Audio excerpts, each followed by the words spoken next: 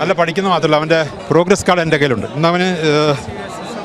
ഇന്ന് അവൻ്റെ class Pete ആയതുകൊണ്ട് അവൻ്റെ പ്രോഗ്രസ് കാർഡ് എൻ്റെ കയ്യിലുണ്ട്.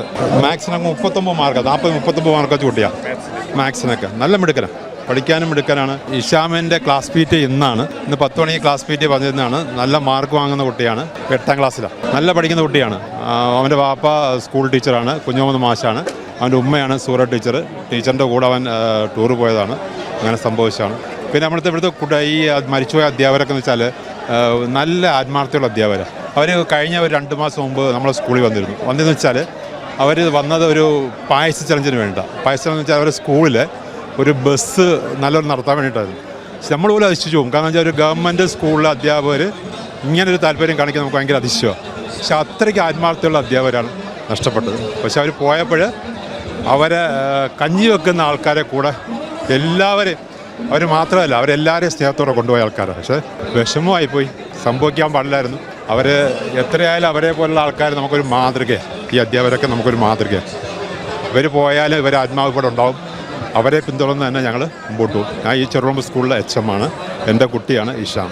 നല്ല പഠിക്കുന്ന മാത്രമല്ല അവൻ്റെ പ്രോഗ്രസ് കാർഡ് എൻ്റെ കയ്യിലുണ്ട്. ഇന്ന് അവൻ്റെ ക്ലാസ് പീറ്റ് ആയതുകൊണ്ട് അവൻ്റെ പ്രോഗ്രസ് കാർഡ് എൻ്റെ കയ്യിലുണ്ട്. മാത്സിനൊക്കെ 39 മാർക്ക്, 40-39 മാർക്ക് വെച്ച് കൂട്ടിയാണ് മാത്സിനൊക്കെ. നല്ല മിടുക്കനാണ്, പഠിക്കാനും മിടുക്കനാണ്. എല്ലാ കാര്യത്തിനും മുമ്പിൽ നിൽക്കുന്നതാണ്. ടീച്ചറുടെ മകനായതുകൊണ്ട് തന്നെ ഒരു പക്ഷേ ഞാനൊരു സ്കൂൾ ഹെഡ്മാസ്റ്റർ ഒരു കുട്ടീനെ അറിയണമെങ്കിൽ, ഞങ്ങൾക്ക് 1800 കുട്ടികളുള്ളതിൽ ഒരു കുട്ടീനെ അറിയണമെങ്കിൽ ആ കുട്ടിയുടെ പ്രാധാന്യം അറിയിച്ചു നോക്കുക. ആ കുട്ടി നല്ലൊരു കുട്ടിയാണ്, ക്ലാസ്സിലൊക്കെ നല്ല അറ്റൻറ്റീവായിട്ടൊരു കുട്ടിയാണ്, എല്ലാ കാര്യത്തിനും പങ്കെടുക്കുക. ഈ പ്രാവശ്യം അവരൊരു ഫുട്ബോൾ മാച്ചിലൊക്കെ ഞാൻ അവർക്ക് വേണ്ടി പ്രിഡിക്റ്റ് ചെയ്താൽ 8 ജയിക്കുമെന്ന് പറഞ്ഞിട്ട് പറയുകയൊക്കെ ചെയ്താൽ. അങ്ങനെ നല്ല അടുപ്പമുള്ള കുട്ടികളാണ്, നല്ല കുട്ടികളാണ്. ഇഷാമത് യാത്രയ്ക്ക് പോകണമെന്ന്, അതായത് താല്പര്യമെടുത്ത് പോകുന്നതായിരുന്നു. ഇഷാം ഹാപ്പിയായിട്ട് പോകുമായിരുന്നു. പക്ഷേ ഇത് പോയി കഴിഞ്ഞിട്ട് നമ്മൾ അറിയണത്, നമ്മളങ്ങനെ അറിഞ്ഞിട്ടില്ല. ഇഷാം മാത്രമല്ല, മരിച്ചുപോയ ഓരോ ടീച്ചേഴ്സും ഈ ഒരു മാതൃകയാക്കേണ്ട ടീച്ചേഴ്സ്. അവരെ ഇപ്പം നമ്മൾ ഗവൺമെൻറ് സ്കൂൾ പഠിപ്പിക്കുന്ന ടീച്ചേഴ്സ് വെച്ചാൽ അവരെ ജോലി കഴിഞ്ഞ് വീട്ടിൽ പോകുക എന്നുള്ളതാണ്. അതല്ല അവർ ഉദ്ദേശിച്ചത്. ആ സ്കൂൾ ഗവൺമെൻറ് സ്കൂളിലെ ജോലിയല്ലേ, ഇനി വേണ്ട, ഇത് കഴിഞ്ഞു, ഇനി നമ്മൾ സെറ്റായി എന്നുള്ള വിചാരമില്ല. അങ്ങനല്ല, അവരതല്ല ചെയ്തത്. അവർ ആ സ്കൂളിൽ പിന്നെ ട്രാൻസ്പോർട്ടിനുണ്ട്, അവർ സ്കൂൾ ബസ്സിനുണ്ട്.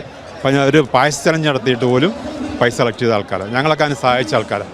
അപ്പോൾ ഞങ്ങൾ സ്കൂളിൽ വന്നിട്ട് അവർ ചലഞ്ച് നടത്തി. ഞങ്ങൾ വലിയ സ്കൂളാണ്, 100ഓളം കുട്ടികളുള്ള സ്കൂളാണ്, 100ഓളം അധ്യാപകരുള്ള സ്കൂളാണ്. അപ്പോൾ അതുകൊണ്ട് അവിടെ വന്നിട്ട് ഒരു പായസ ചലഞ്ച് അതൊക്കെ ഞങ്ങൾ പ്രോത്സാഹിപ്പിച്ചു. കാരണം അങ്ങനെ ഒരു അധ്യാപകരെ കാണാൻ തന്നെ ബുദ്ധിമുട്ടാണ്. വെക്കേഷൻ കാലം ഒരു വലിയ ദുരന്ത ഓർമ്മയായി, ഭയങ്കര ദുരന്തമായി, സഹിക്കാൻ പറ്റില്ല. അവൻ നല്ല ക്ലാസ്സിലെ കുട്ടികളെല്ലാം വന്നിട്ടുണ്ട്, എല്ലാവരും കരയുകയാണ്. അത്രയ്ക്ക് അടുപ്പമുള്ളൊരു കുട്ടിയാണ്.